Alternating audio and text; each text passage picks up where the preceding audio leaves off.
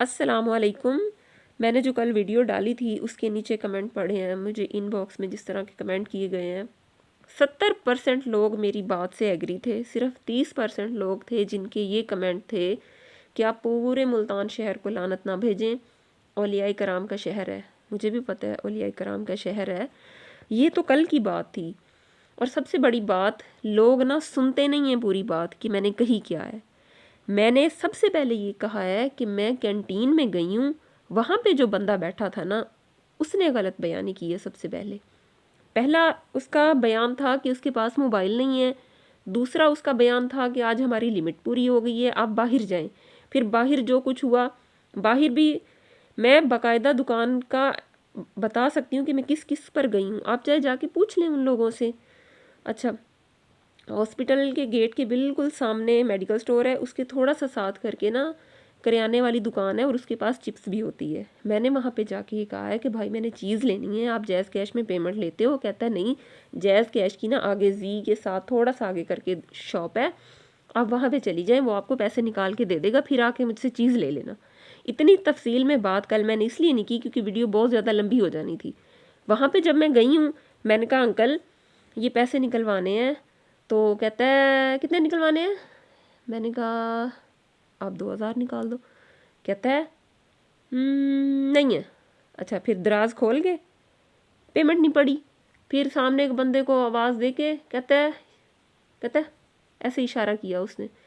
अच्छा, उसके बाद फिर जो अदालतें हैं उसके साथ एक करियाने वाली दुकान है काफ़ी आगे चल के, वहाँ पे जब मैं गई हूँ ना, तो मैंने कहा भाई मैंने चीज़ लेनी है, लेज़ वगैरह आप जैज़ कैश में पेमेंट लेते हो? और उसकी कोई छोटी मोटी करियाने की दुकान नहीं थी, बहुत बड़ी दुकान थी।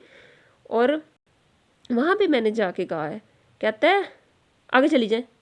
अच्छा, मैंने कहा भाई आप इस तरह से बात क्यों कर रहे हो? मैंने कहा मैं पीछे से पता करती हुई आ रही हूँ, हर एक दुकान वाला कह रहा है आगे जाओ आगे जाओ आगे जाओ। वहाँ पे फिर एक बंदा आया, उसने कहा कि क्या बात है? मैंने कहा इस तरह। मैंने कहा बात ये है कि मैं रिक्शा करवा के भी चली जाऊँ अगर मेरी जेब में 50 रुपये भी हों तो। जब आगे भी जाके चलो मैं रिक्शे वाले को भी ये कह दूँ कि वहाँ मुझे उतार दो, मैं पैसे निकलवा के आपको दे दूँगी, रिक्शे वाला इतनी देर इंतज़ार करता? कभी भी नहीं।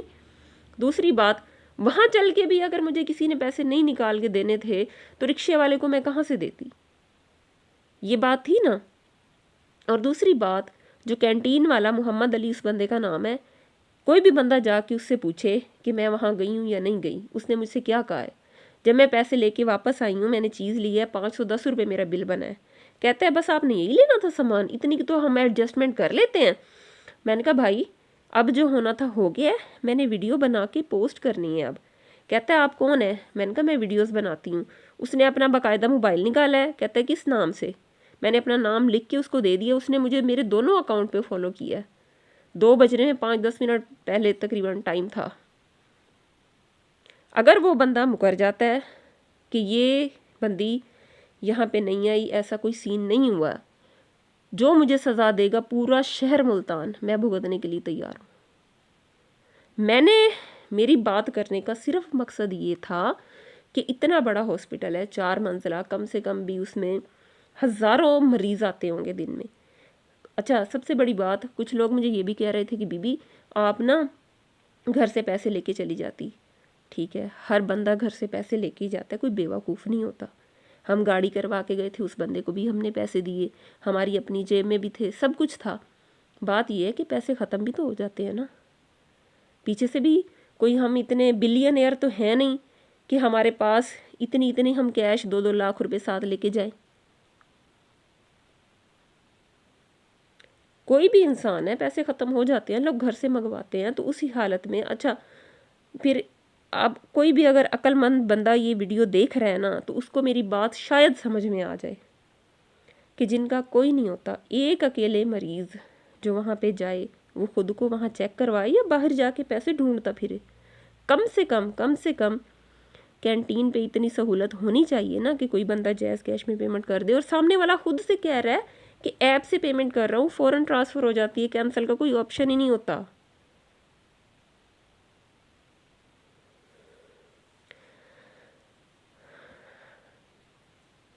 ये तो चलो रही आज की बात। 2013 में ना बीए का मैंने एडमिशन भेजना था। उस वक्त मैं गई हूँ मुल्तान, क्योंकि लास्ट डेट थी हमारे कॉलेज से ना, टाइम ख़त्म हो गया था। उन्होंने कहा था आप खुद जाके वहाँ पे फॉर्म जमा करवा के आएँ। 150 या 200 कराया था वैन का यहाँ से मुल्तान का। वहाँ से रिक्शे वाले को बाकायदा मुका करके उसने कहा कि 600 रुपये मैं लूँगा BZU तक जाने के भी और वापस आने के भी। ठीक है, मैं गई हूँ वहाँ पे, फॉर्म पकड़ाया है, फ़ौरन उस रिक्शे में बैठी हूँ, वापस आई हूँ अड्डे तक। अड्डे पे उसने मेरा हाथ पकड़ लिया बाकायदा, कहता है 1200 रुपये मुझे दो। मैंने कहा भाई जब 600 रुपये फ़ाइनल हो गए, ये 600 रुपये हैं, मैं नहीं दूँगी। और एक भी कारण कोई आके मुझे कहती है अल्लाह तुम्हारे भाई जिंदा रखे पैसे दे दो। मैंने सिर्फ उसको इतना कहा, मैंने कहा तुम लोगों को पता है कि मेरे भाई हैं? मैंने कहा पता नहीं अगला इंसान किस तुम लोगों को, मैंने कहा एक ही बात रटी हुई है कि तुम्हारे भाई जिंदा रहे। मैंने कहा मैं पैसे दे दूंगी, मैंने कहा अब तो मैं कभी भी नहीं दूंगी। आगे से वो रिक्शे वाला उसको कहता है बीबी इसको पकड़, इससे मैंने भी पैसे लेने हैं। तकरीबन आधा घंटा वहाँ बहस हुई होगी, एंड में 1000 रुपया दे के मैंने वहाँ से जान छुड़वाई थी। अब आप लोग बताएं मैं क्यों ना लानत भेजूं फिर। अच्छा, और उसके अलावा लोग कहते हैं कि आप अकेली क्यों गई, महरम को किसी को साथ लेके जाना था। जब अल्लाह ने मेरी ज़िंदगी में कोई बंदा नहीं रखा, मेरा एक बाप है, वो घर संभाले या मेरे साथ साथ चले। अब मैं मुजफ्फरगढ़ भी तो जाती हूँ हॉस्पिटल, वहाँ तो कभी सीन नहीं हुआ ऐसा, मैंने कभी नहीं जिक्र किया। हमारा अपना शहर है, दिन रात, आज भी हम दिन में 3 चक्कर लगे हैं हमारे बाज़ार। मैंने तो नहीं रो रो के वीडियो डाली कि ये हुआ है हमारे साथ। जहाँ बंदे के साथ होता है ना, शायद मैं वीडियो भी ना बनाती। जब कैंटीन वाले ने वापस आके ये बात की है ना कि हम तो एडजस्टमेंट कर लेते हैं, मैंने कहा फिर मुझे जलील लाजमी करवाना था।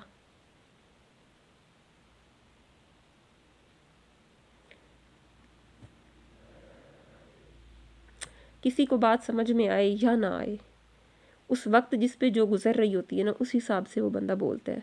लोगों ने कहा मुझे तमीज़ नहीं है बात करने की, तुमने दुकानदारों से भी इसी तरह बात की होगी।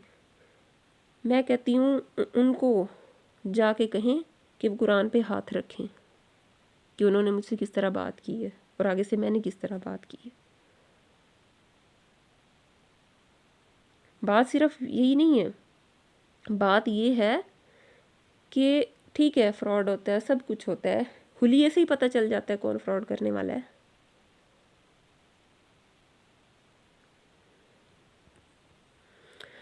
और आखिरी बात, मुझे नहीं पता दुनिया वाले मुझे क्या कहेंगे, जो मर्जी सोचते रहो, भाड़ में जाओ।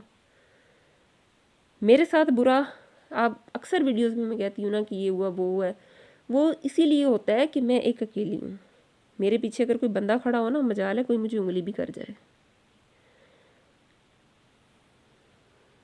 और मुझे कोई अफसोस नहीं है इस बात का कि मैं अकेली हूँ।